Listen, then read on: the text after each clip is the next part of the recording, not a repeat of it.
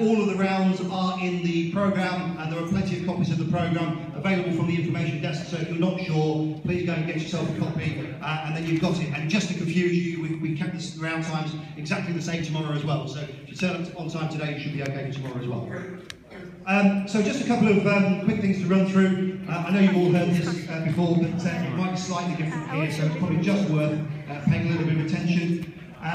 The time control is all moves in 25 minutes with 10-second increments, so the clocks will add all of that time on for you automatically. With that being the time control, you don't need to record your moves, but of course you're free to do so if you want to, and there are some score sheets on the desk as you come into the playing hall for you to do that. You will find on each board a results slip. We've got over 400 players playing in this tournament, and we've got a pretty tight schedule to turn those around. So we do need those results slips filling in completely, please. Make sure you put your board number on, and do please make sure you put the names of the players on there as well.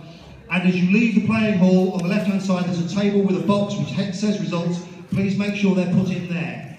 We are not going to have the opportunity, guys, if we're missing a results slip, to go looking for it.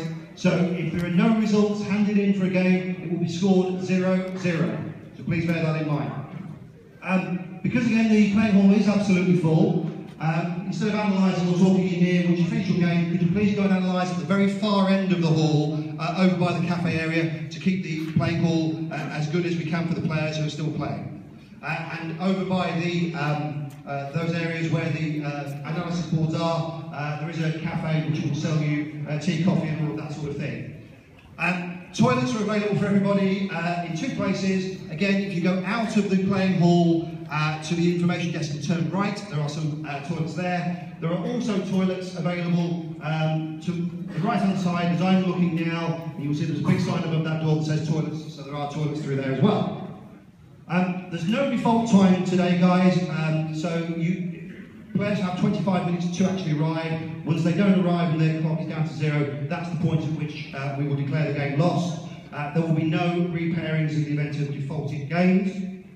And lastly, and not least importantly, mobile phones. If you have a mobile phone with you, could you please make sure that you check it into the cloakroom, please. If for some reason you're unable to do that, and you have to have it with you, it must be A, turned off, and B, not on your person. And that means that it's either in your coat, on your chair, in a bag, or if you have no other of those options available to you, it goes on the table where both you and your opponent can see it.